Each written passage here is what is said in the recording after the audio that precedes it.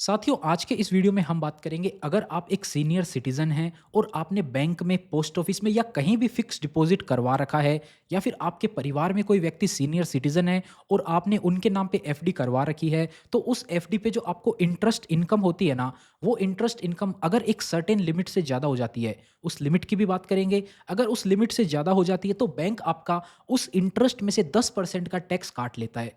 तो उस टैक्स से बचने के लिए इनकम टैक्स डिपार्टमेंट ने एक फॉर्म इशू किया है नया। पहले ये 15G और 15H यानी कि 15G और 15H होता था। सीनियर सिटीज़न के लिए 15H होता था। लेकिन अब जो है सीनियर सिटीज़न के लिए नया फॉर्म जारी कर दिया गया है, फॉर्म 121। अब से आपको वही फ़ाइल करना है। हर साल अप्रैल महीने के अंदर आपको फ़ाइल करना पड़ेगा। अगर आप अप्रैल में नहीं कर पाते हैं, बाद में भी कर सकते हैं। लेकिन अगर बैंक के अंदर क्या होता है, सिस्टमैटिक इंटरेस्ट रन होता है। अगर इंटरेस्ट रन अप्रैल के अंदर हो गया तो आपका उसमें से टीडीएस कट जाएगा, अगर आपने वो फॉर्म टाइम से नहीं भरा तो। हर साल आपको ये फॉर्म भरना होता है ताकि आपका हर साल उसमें से टीडीएस ना कटे। तो आज की इस वीडियो में हम बात करेंगे कैसे आप खुद से ये फॉर्म भर सकते हैं। एक से ज़्यादा बैंक में भी अगर आपकी एफडी है तो कैसे भरना है, उसकी बात भी अपन इसमें ही करेंगे। जैसे कि आप देख सकते हो, फॉर्म 15G और 15H होता था सीनियर सिटीजन का, ये वाला फॉर्म अब है बंद कर दिया गया है। दोनों फॉर्म खत्म हो गए हैं। दोनों के लिए एक कॉमन फॉर्म आ गया है 121, तो हर कोई भर सकता है अब इसको, जिसकी बैंक के अंदर फिक्स डिपॉजिट है। आइए कैसे भरना है उसकी बात कर लेते हैं। उससे पहले बात करते हैं टीडीएस कब लगता है। अगर आपका 1 साल का इंटरेस्ट, सीनियर सिटीजन की बात कर रहे हैं, अगर आपका 1 साल मतलब टैक्स ईयर कब होता है? अप्रैल से लेकर मार्च तक का जो ईयर होता है उसको टैक्स ईयर बोलते हैं। तो यहाँ पर आपका जो टोटल इंटरेस्ट 1 लाख रुपए से ज़्यादा जाता है। अब काफ़ी लोग इसमें भी कंफ्यूज हो जाते हैं कि 1 लाख रुपए कब होएगा, हमें नहीं पता चलता है। तो उसके लिए मैंने आपको एक सिंपल सा एग्जांपल दे दिया है। अगर आपने 15 लाख रुपए की एफडी करवा रखी है किसी बैंक में 6.5% के इंटरेस्ट रेट पे, तो आपका इंटरेस्ट 1 लाख नहीं होगा, 1 लाख से नीचे ही रहेगा। अगर आपने 1440 की एफडी करवा रखी है इस परसेंट पे, 6.75% पे, तो भी आपका 1 लाख इंटरेस्ट नहीं होगा। ये सारे के सारे कैलकुलेशन हमने खुद से बनाए हैं। अगर आपका एफडी का अमाउंट इतना है और इंटरेस्ट रेट ये है, तो आपका इंटरेस्ट 1 लाख नहीं होगा पूरे साल भर के अंदर।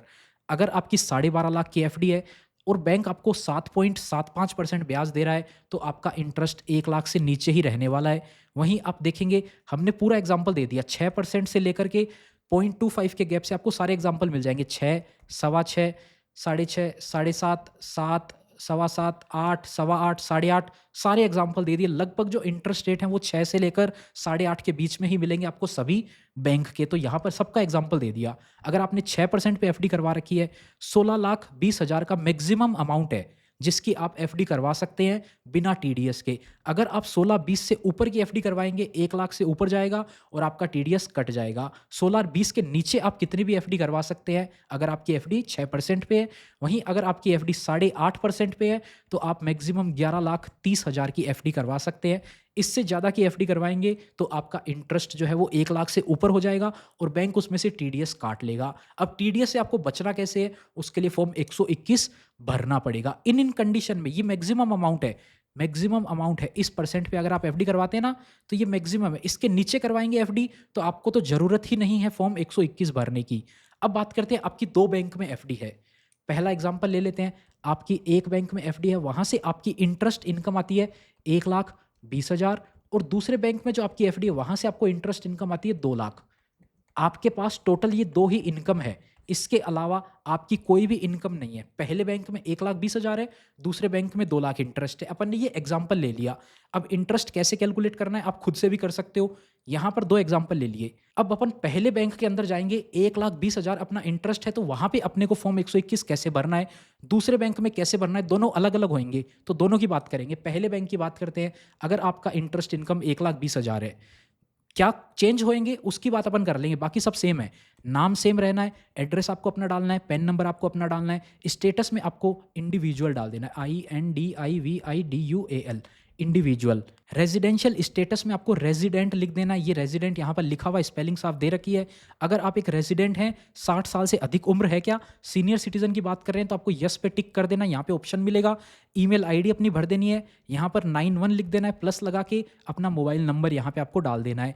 टैक्स ईयर अभी के लिए ये 26-27 रहने वाला है, 2026-27 आप इसको लिख सकते हो। अगले साल अगर आप फाइल करोगे तो इसको चेंज कर देना है। ये 8 पॉइंट तो सेम आने हैं। अब देखिए यहाँ पर नेचर ऑफ इनकम, यहाँ पर आपको लिख देना है एफडी इंटरेस्ट। एफडी इंटरेस्ट लिख दिया, ठीक है, ये हो गया कंप्लीट। इसके बाद में estimated income for which declaration is made, कौन से बैंक में अपन दे रहे हैं जहां से अपनी 1,20,000 इंटरेस्ट इनकम आती है। एक और दो में कंफ्यूज हो रहा है, यहाँ पर अपन इसको एसबीआई कर देते हैं, दूसरे को अपन एचडीएफसी कर देते हैं, ठीक है, अब क्लियर रहेगा। एसबीआई में अपन फॉर्म भर रहे हैं, estimated income for which declaration is made, 1,20,000 की अपन डिक्लेरेशन दे रहे हैं, तो 1,20,000 यहाँ पे लिख देना है, ठीक है। 10 पॉइंट हो गया। इसके बाद में 11वें पॉइंट में आएंगे, detail of form number 121 other than this, इससे पहले क्या अपन ने फॉर्म फाइल किया नहीं किया, पहला फॉर्म अपन फाइल कर रहे हैं तो यहां पर अपन को लिख देना है no. Total number of file form no आ गया तो यहां पे कुछ भी नहीं आएगा। Aggregate amount of income for which form number 121 were filed, क्या इससे पहले अपन ने 121 फॉर्म भरा है, अभी तक नहीं भरा, तो यहां पर डैश कर देना या फिर NA लिख देना है। NA मतलब नॉट एप्लीकेबल। ये दो कॉलम में अपने को कुछ नहीं आएगा, पहला फॉर्म भर रहे हैं अपन। Aggregate amount of income for which declaration is made during the tax year, अभी तक अपन ने कितने की टैक्स ईयर में डिक्लेरेशन भर दी है, पहला ही फॉर्म भर रहे हैं तो पहले में अपन ने कितना भरा है 1,20,000, तो यहाँ पर 1,20,000 आ जाएगा। यहाँ पर देखिए कॉलम 10 का और कॉलम 11B का टोटल आएगा। 11B में कुछ नहीं है, 10 में अपन ने 1,20 लिखा है तो 1,20 आ गया, यहाँ पर खत्म। Estimated total income of the tax year, आपकी टोटल इनकम कितनी है, इस फॉर्म की बात नहीं हो रही, केवल आपकी ओवरऑल टोटल इनकम कितनी है। टोटल इनकम कितनी हुई, अपन ने एग्जांपल लिया था 1,20 और 2 लाख, 2 और 1 टोटल कितनी हुई 3,20 अपनी इनकम है। तो इसके अलावा मैंने आपको बोला था और कोई इनकम नहीं है अपनी, तो 3,20 हुई। अगर आपकी इसके अलावा और कोई इनकम है उसको भी ऐड कर लेना है। इसके अलावा आपकी इनकम हो सकती है सैलरी से हो, पेंशन से हो, बिजनेस से हो, कोई भी इनकम हो सकती है। अपने केस में नहीं है, अगर है तो उसको ऐड कर लेना है। ऐड करने के बाद यहाँ लिख देना है 3,20,000 आया हमारे केस में। अगर आपका कुछ है तो ऐड करके लिख देना यहाँ पे, बस खत्म, इतना ही होता है। आपने पहले कोई आईटीआर फाइल कर रखी है 2 साल की तो यहाँ पर आपको उसकी डिटेल दे देनी है। एक्नॉलेजमेंट नंबर आपका 15 डिजिट का होता है। आईटीआर फाइल करते हैं तो उसका एक पीडीएफ जनरेट होता है, उस पर एक्नॉलेजमेंट नंबर लिखा हुआ होता है। रिटर्न में आपने कितनी इनकम दिखाई है वो आपको डाल देनी है। पीछे की आपने आईटीआर फाइल कर रखी है तो वो डाल दीजिए, नहीं है तो NA लिख के इसको भी आप छोड़ सकते हैं, यानी कि नॉट एप्लीकेबल। ये हो गया पहले बैंक का फॉर्म 121। अब बात करते हैं दूसरे बैंक की। पहले बैंक में अपन ने दे दिया, दूसरे बैंक में अपनी इनकम 2 लाख है। एक बैंक में अपन दे चुके हैं अब ऑलरेडी 1,20,000 की इनकम का।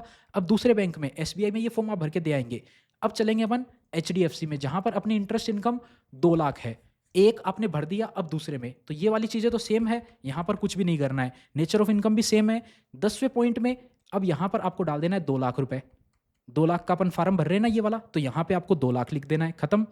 11वें पॉइंट में detail of form 121 other than this, इससे पहले क्या आपने फॉर्म फाइल करे हैं? हाँ, हम SBI के अंदर एक फॉर्म दे के आए हैं, यस कर देंगे। Total number of form 121 filed, क्या इससे पहले अपन ने फॉर्म फाइल करे हैं? हाँ, एक फॉर्म हम फाइल कर चुके हैं। एग्रीगेट इनकम, टोटल इनकम कितनी हो गई? अभी तक अपन ने जो फॉर्म फाइल करे हैं उसमें टोटल अपन ने 1,20,000 के फॉर्म भर दिए हैं। पहले वाले में 1,20,000 डाला था, वो आ गया। Aggregate amount of income for which declaration is made, 10 का और 11B का अब टोटल करना है। अब देखिए यहाँ पर 11B में आ गया 1,20 और 10 में अपन लिखा है 2 लाख, तो यहाँ पर 3,20 हो जाएगा टोटल। हो गया यहाँ पर 3,20, पिछले वाले में ये चेंज होएगा। यहाँ पर आप समझ गए। एस्टिमेटेड टोटल इनकम, इसके अलावा आपकी और जितनी भी इनकम है यहाँ पर वही लिखनी है। पहले वाले में दूसरे वाले में दोनों में बराबर आएगी 3,20 ही। ये हो गया कंप्लीट। अलग अलग बैंक की बात हो रही है, अलग अलग बैंक में अपन ने दोनों जगह फॉर्म भर दिए। पहला अपन SBI में भरा, ये वाला फॉर्म अपन ने HDFC के अंदर भरा। अब काफ़ी लोगों में कन्फ्यूजन होता है, एक बैंक के अंदर मल्टीपल FD है, एक बैंक के अंदर एक बार फॉर्म भरा जाएगा। अभी आपने अप्रैल के अंदर फॉर्म भर दिया, ठीक है। अब आपने क्या किया, अप्रैल में आपने एस्टिमेटेड इनकम बताई 3,20,000, ठीक है, यहाँ तक सब सही है। अभी क्या किया आपने, SBI के अंदर एक और FD करवा दी। SBI के अंदर आपने 10 लाख की FD और करा दी, जिसके कारण क्या होगा, SBI में आपकी जो इनकम है वो 80,000 से बढ़ जाएगी। 10 लाख की FD करवाई अपने अगर 7-7.5% पे, तो आपकी 80,000 इनकम और बढ़ गई। अब आपको पता है 80,000 इनकम बढ़ी है, बैंक को पता है 80,000 इनकम बढ़ी है। आपने बैंक में डिक्लेरेशन कौन सी दे रखी है? आपने बैंक में डिक्लेरेशन 1,20 की दे रखी है, तो आपको 80,000 जोड़ के तीसरी डिक्लेरेशन फाइल कर देनी है। वो पहले वाली जो है वो इनवैलिड हो जाएगी। तीसरी डिक्लेरेशन आप 80,000 के साथ में SBI के अंदर फाइल कर सकते हो। अप्रैल के टाइम पे आपके पास जितनी एक्टिव FD है उन सभी का एक ही फॉर्म लगेगा। अगर आप ये बाद में FD करवाते हो ना, फॉर्म जमा करने के बाद में, तो बैंक इस FD पे जो इंटरेस्ट बनेगा ना उसमें से TDS काटेगा। इसीलिए जब भी नई एफडी करवाओगे, उसके साथ में आपको फॉर्म 121 भरना पड़ेगा, अगर आपका इनकम 1 लाख रुपए से ज़्यादा जा रहा है तो। अभी एक बैंक है, जैसे कि अपनी एसबीआई के अंदर है 4 लाख रुपए की एफडी है। आपने एसबीआई के अंदर दोबारा से 4 लाख की एफडी और कर दी, तो टोटल 8 लाख की एफडी हुई। 8 लाख पे ब्याज आपको मिलाकर 65,000 भी बनेगा लगभग। 65,000 पे तो बैंक वैसे ही टीडीएस नहीं काटेगा, तो यहाँ पर आपको ज़रूरत नहीं है। जिस टाइम पे आपका टोटल इंटरेस्ट आपको लगे कि 1 लाख से ऊपर जा रहा है, उस टाइम पे ये फॉर्म भरना ज़रूरी है। तो समझ गए होंगे, ये अपन ने 2 एग्ज़ाम्पल देखे, इसके अलावा आप तीसरा फॉर्म भरना है, यहाँ पे यस आ जाएगा, 2 हो जाएगा यहाँ पे और यहाँ पे ये तीसरा ये फॉर्म हो जाएगा। चौथा फॉर्म भरना है, यस के बाद में यहाँ पे 3 लिख देंगे, इससे पहले कितने फॉर्म भर चुके हैं, वो वैसे आप बढ़ाते जाएँगे। तो उम्मीद करते हैं आपको समझ में आ गया होगा, कैसे ये नया 121 नंबर का फॉर्म भरना है। एक बैंक के लिए एक ही फॉर्म है, अगर आप बीच में नई एफडी करवाते हैं, तो आपको नया फॉर्म भरना पड़ेगा पुराने वाले में, क्योंकि आपने पुरानी इनकम डिक्लेयर कर रखी थी। नए वाले में आपकी इनकम ज़्यादा हो जाएगी जैसे ही आप नई एफडी करवाते हैं। तो इस वीडियो में इतना ही था। अगर वीडियो पसंद आई तो वीडियो को लाइक करिए, चैनल पे नए हैं ज़रूर से चैनल को सब्सक्राइब करिए। मिलते हैं आपसे फिर किसी नए और इंटरेस्टिंग वीडियो में, तब तक के लिए अपना ख्याल रखिएगा।